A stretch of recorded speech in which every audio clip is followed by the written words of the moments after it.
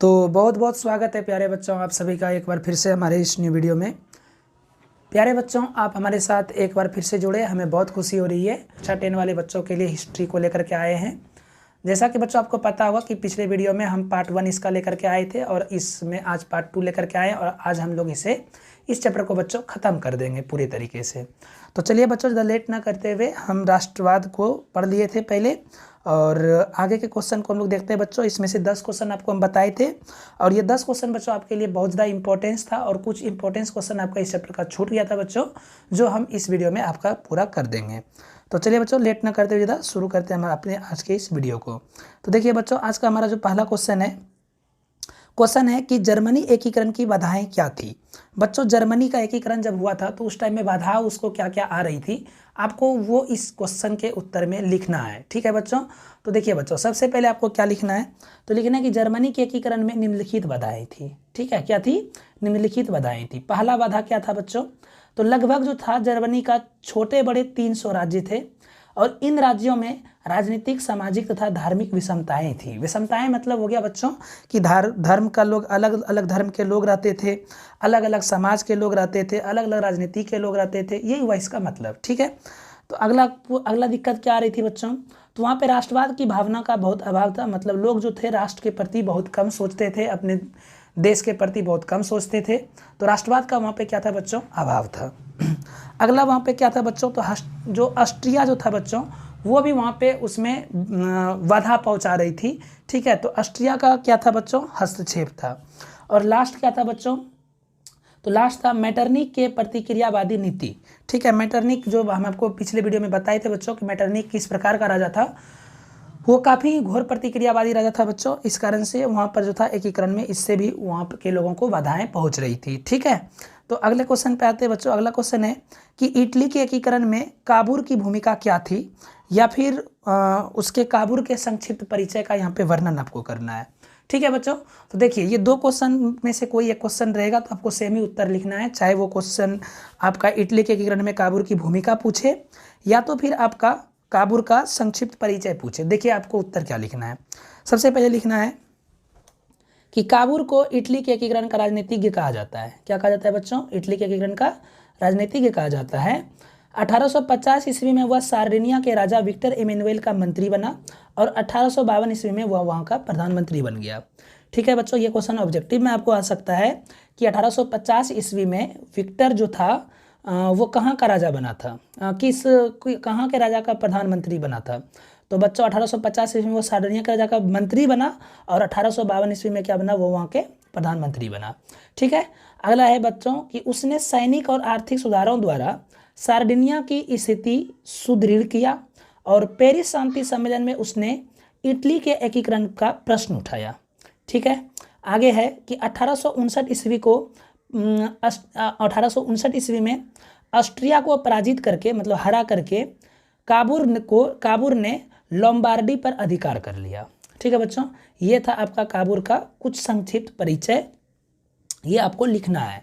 अगला क्वेश्चन है बच्चों कि गैरीबाल्डी कौन था। ठीक है ना, तो देखिए बच्चों यहाँ पे ध्यान से समझिएगा, गैरीबाल्डी कौन था, या फिर यही क्वेश्चन को देगा घुमा करके इटली के एकीकरण में उसकी क्या भूमिका थी गैरीबाल्डी की, या फिर ये देगा कि गैरीबाल्डी के कार्यों की चर्चा करें। बच्चों तीनों ही क्वेश्चन का उत्तर एक होगा। ठीक है, तीनों क्वेश्चन का उत्तर एक ही होगा, समान होगा। तो ध्यान से इस क्वेश्चन के उत्तर को समझिएगा, हो सकता है बच्चों इसमें से कोई एक क्वेश्चन आपके एग्जाम में आ जाए। तो देखिए आपका क्या होगा, तो सबसे पहले आपको हम बता देते हैं बच्चों, गैरीबाल्डी जो था ये पेशे से एक नाविक था। ये ऑब्जेक्टिव में क्वेश्चन पे कई बार पूछा है, तो याद रखिएगा गैरीबाल्डी क्या था बच्चों, पेशे से एक नाविक था। तो देखिए बच्चों इसका इटलीकरण की भूमिका में, इटलीकरण के एकीकरण में इसकी क्या भूमिका थी, तो गैरीबाल्डी जो थे इटली के एकीकरण का द्वितीय चरण गैरीबाल्डी का तलवार ने पूरा किया। मतलब उसका सेकेंडरी जो था बच्चों की उसका हेल्प करने के लिए वो तलवार ही उसके लिए काफ़ी था। उसने युद्ध की नीति में विश्वास करता था। ठीक है, वह युद्ध की नीति में क्या करता था, विश्वास करता था। उसने सशस्त्र युवक की एक टुकड़ी बनाई जो लाल कुर्ता कहलाए। क्या कहलाए बच्चों, लाल कुर्ता कहलाए।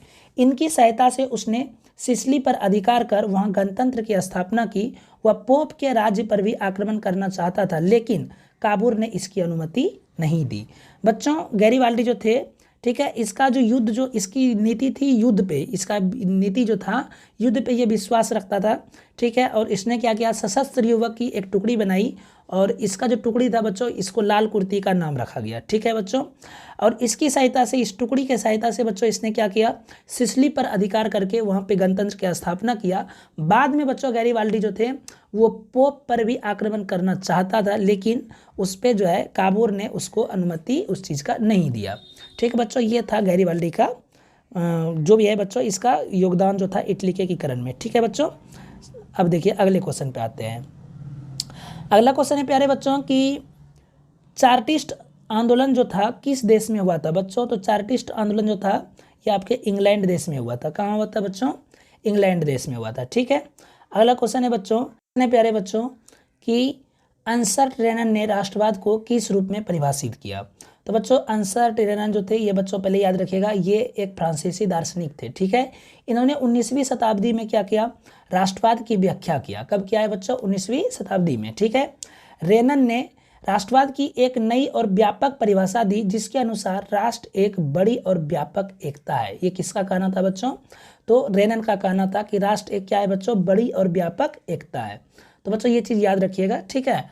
अगला क्वेश्चन है कि वियना कांग्रेस में फ्रांस में किस राजवंश की पुनर्स्थापना हुआ था बच्चों। ये बूढ़े राजवंश की स्थापना हुआ था 1815 ईस्वी में। ठीक है, याद रखिएगा। अगला क्वेश्चन है कि हंगरी के राष्ट्रीय आंदोलन में कोसुथ के योगदान का वर्णन करें।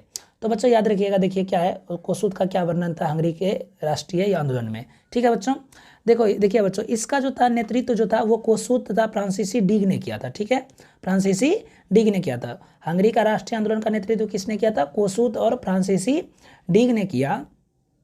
कोस्त लोकतांत्रिक विचारों का समर्थक था। उसने वर्गहीन समाज के विचारों से जनता को परिचित कराया। ठीक है, वर्गहीन समाज मतलब जिसको कि मतलब सोसाइटी से बाहर कर दिया गया हो, जिसको सोसाइटी में उसका जो हक है वो नहीं मिल रहा है, तो उसको हम लोग बच्चों बोलते हैं वर्गहीन समाज। तो वर्गहीन समाजों के विचारों से जनता को परिचित कराया, जिस पर प्रतिबंध लगा दिया गया। कोसुथ ऑस्ट्रियाई अधीनता का विरोध कर यहाँ के व्यवस्था के बदलाव की मांग करने लगा। ठीक है बच्चों, कोसुथ ने क्या किया, तो उन्होंने ऑस्ट्रियाई अधीनता का विरोध करके यहाँ के व्यवस्था के बदलाव की मांग करने लगा। ठीक है, तो ये था बच्चों उसका योगदान। ठीक है बच्चों, हंगरी के आंदोलन में। ठीक है, हंगरी के राष्ट्रीय आंदोलन में। अगला क्वेश्चन है बच्चों कि फ्रांसीसी क्रांतिकारियों ने सामूहिक पहचान का भाव बढ़ाने के लिए क्या किया। तो बच्चों देखिए, इसने कुछ बहुत सारे इसमें काम किया था फ्रांसीसी क्रांतिकारियों ने सामूहिक पहचान को भाव को बढ़ाने के लिए। देखिए सबसे पहले इसने क्या किया, जब वहाँ पे फ्रांसीसी क्रांति आरंभ होने लगा, उसके साथ ही क्रांतिकारियों ने राष्ट्रीय और सामूहिक पहचान की भावना जगाने वाले कार्य किए। ठीक है, उन्होंने क्या किया, तो सबसे पहले काम किया कि पितृभूमि और राष्ट्रीय जैसे शब्दों द्वारा फ्रांसीसियों में एक सामूहिक भावना और पहचान बढ़ाने का प्रयास किया गया। नए संविधान सभी नागरिकों को समान अधिकार देने की समानता की स्थापना पर बल दिया गया। राजवंशीय झंडा के स्थान पर राष्ट्रीय ध्वज के रूप में नई फ्रांसीसी झंडा अपनाया गया जो तिरंगा था, और क्षेत्रीय भाषा के स्थान पर फ्रेंच की भाषा को प्रोत्साहित किया गया। तो बच्चों ये उन्होंने वहाँ पे अपने पहचान का भाव बढ़ाने के लिए ये सारी चीज़ों को किया था। ठीक है, पहले ध्यान में रखिएगा क्या क्या, पितृभूमि और नागरिक जैसे शब्दों द्वारा फ्रांसीसियों में एक सामूहिक भावना और पहचान बढ़ाने का एक प्रयास किया गया। फिर क्या किया गया बच्चों, नए संविधान में सभी नागरिकों के समान अधिकार देकर समानता की स्थापना पर बल दिया गया। उसके बाद क्या किया गया, राजवंशीय झंडा के स्थान पर राष्ट्रीय ध्वज के रूप में नया फ्रांसीसी झंडा अपनाया गया जो तिरंगा था, और क्षेत्रीय भाषा के स्थान पर फ्रेंच भाषा को प्रोत्साहित किया गया। उसके बाद अगला क्वेश्चन है कि वियना कांग्रेस की क्या उपलब्धियां हैं। तो बच्चों याद रखिएगा, वियना कांग्रेस जो था, वियना सम्मेलन की मुख्य उपलब्धियां थी, नेपोलियन द्वारा पराजित राजवंशों की पुनर्स्थापना का प्रयास किया गया। ठीक है बच्चों, फिर से समझिए क्या बोला है कि वियना सम्मेलन का मुख्य जो उपलब्धियां थी, नेपोलियन द्वारा पराजित राजवंशों का, मतलब नेपोलियन जो हार गया था, ठीक है, उस राजवंशों का फिर से स्थापना करने का उसका प्रयास था। ठीक है, और प्रयास किया गया। फ्रांस और स्पेन में बूढ़े राजवंश को फिर से स्थापित किया गया। फ्रांस में लुई 18वां को राजगद्दी सौंपी गई। इटली में ऑस्ट्रियाई राज परिवार को सत्ता सौंपी गई। नेपोलियन द्वारा स्थापित 39 राज्यों के जर्मन महासंघ को भंग नहीं किया गया। ठीक है बच्चों, इस प्रकार वियना व्यवस्था द्वारा यूरोप में राजनीतिक परिवर्तन कर पुरानी सत्ता को बहाल किया गया। अगला क्वेश्चन देखते हैं बच्चों क्या है। अगला क्वेश्चन है, तो बच्चों क्वेश्चन देखिए अगला क्या है कि क्वेश्चन है इटली जर्मनी के एकीकरण में ऑस्ट्रिया की क्या भूमिकाएं थी। तो बच्चों देखिए ऑस्ट्रिया की भूमिकाएं क्या थी। तो इटली के एकीकरण के समय ही जर्मन क्षेत्र में भी समान प्रक्रियाएं चल रही थी।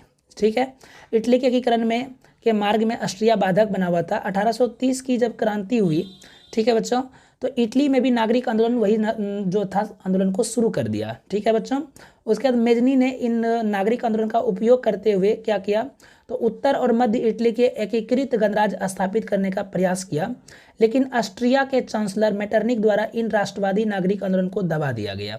ठीक है, जिससे इटली का एकीकरण रुक गया। तो जर्मनी में भी राष्ट्रवादी भावना को कुचलने में ऑस्ट्रिया ने मेटरनिक द्वारा दमनकारी कानून कासवाद को आदेश को जारी किया, अतः दोनों देशों का एकीकरण ऑस्ट्रिया में बाधक बन गया, ऑस्ट्रिया ही बाधक बना। तो बच्चों इस प्रकार से ऑस्ट्रिया जो था इटली और जर्मनी के एकीकरण में बाधक बना हुआ था, और ऑस्ट्रिया में भी कौन, तो मेटरनिक। ठीक है बच्चों, अगले क्वेश्चन पे आते हैं। अगला क्वेश्चन है कि जर्मनी के एकीकरण के लिए बिस्मार्क ने कौन सी नीति अपनाई। तो बच्चों याद रखिएगा जर्मनी के एकीकरण में क्या हुआ था। प्रसा का राजा विलियम प्रथम ने प्रख्यात राष्ट्रवादी और कूटनीतिक बिस्मार्क को अपना प्रधानमंत्री नियुक्त किया। तो जर्मनी के एकीकरण के लिए बिस्मार्क ने रक्त और तलवार की नीति अपनाई। बच्चों हम आपको कल ये क्वेश्चन बताए थे, रक्त एवं तलवार की नीति से आप क्या समझते हैं। ठीक है, उसके बाद फिर क्या हुआ कि सबसे पहले बिस्मार्क ने आर्थिक सुधारों के द्वारा प्रसा की स्थिति मजबूत की, इससे सैनिक शक्ति सुदृढ़ हुई। प्रसा के एकीकरण के लिए उसने डेनमार्क, ऑस्ट्रिया तथा फ्रांस के साथ युद्ध किया। इसके परिणाम स्वरूप ही यूरोप के नक्शे पर एकीकृत जर्मन राष्ट्र का उदय हुआ। ठीक है बच्चों, अगला क्वेश्चन देखते हैं क्या है। बोला कि विलियम प्रथम के बगैर जर्मनी का एकीकरण बिस्मार्क के लिए असंभव था, कैसे। तो देखिए बच्चों विलियम प्रथम का क्या था योगदान इसमें। तो बच्चों विलियम प्रथम प्रसा काम राजा जानता था कि ऑस्ट्रिया और फ्रांस को पराजित किए बिना जर्मनी का एकीकरण संभव नहीं है, इसलिए 1862 ईस्वी में विलियम प्रथम ने जर्मनी के एकीकरण के उद्देश्यों को ध्यान में रखकर महान कूटनीतिक बिस्मार्क को अपना किया। बिस्मार्क का मानना था कि जर्मनी की समस्या का समाधान प्रसा के नेतृत्व में रक्त और तलवार की नीति से होगा। अतः अगर विलियम बिस्मार्क ने को चांसलर न बनाया होता तो जर्मन का एकीकरण असंभव होता। ठीक है बच्चों, अगला क्वेश्चन है कि यूनानी स्वतंत्रता संग्राम के परिणामों का उल्लेख करें। 1932 ईस्वी में यूनान के एक स्वतंत्र और संप्रभु राष्ट्र घोषित कर दिया गया यूनान को। ठीक है, लेकिन इस प्रक्रिया में गणतंत्र की स्थापना नहीं हो सकी। परंतु इस स्वतंत्र राष्ट्र के उद्देश्य ने मेटरनिक की प्रतिक्रियावादी नीति को गहरी ठेस लगाई। प्रतिक्रियावाद के विरुद्ध राष्ट्रवाद की विजय हुई। यूनान के विजय से 1830 ईस्वी के क्रांतिकारियों की प्रेरणा मिली। ठीक है, यूनानी स्वतंत्रता आंदोलन के परिणाम स्वरूप बाल्कन क्षेत्र के अन्य ईसाई राज्यों में भी राष्ट्रवादी आंदोलन आरंभ करने की चाह बढ़ी। अगले क्वेश्चन पे आते हैं बच्चों। अगला क्वेश्चन क्या है कि फ्रैंकफर्ट संसद की बैठक क्यों बुलाई गई, इसका क्या परिणाम हुआ। तो बच्चों फ्रैंकफर्ट संसद को बुलाने का मुख्य उद्देश्य यही था कि जर्मन राष्ट्र के निर्माण को योजना बनाना था।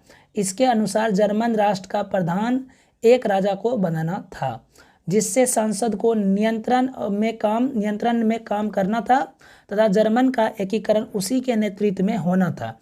लेकिन जब प्रसा के राजा फ्रेडरिक विलियम चतुर्थ ने यह प्रस्ताव को अस्वीकार कर दिया तो परिणाम स्वरूप असेंबली भंग हो गई और जर्मन के एकीकरण पूरा नहीं हो सका। तो बच्चों ये था आपका इतिहास का पहला चैप्टर का जो भी लॉन्ग टाइप बच्चों क्वेश्चन आंसर था, आपको हम यहाँ पे कंप्लीट करा दिए। तो बच्चों आपको कैसा लगा वीडियो, अगर पसंद आया तो लाइक करिएगा, दोस्तों के साथ में इसे शेयर जरूर करिएगा। तो बच्चों फिर से मिलते हैं एक न्यू वीडियो के साथ में, बने रहिए हमारे चैनल पर। Bye, take care, see you.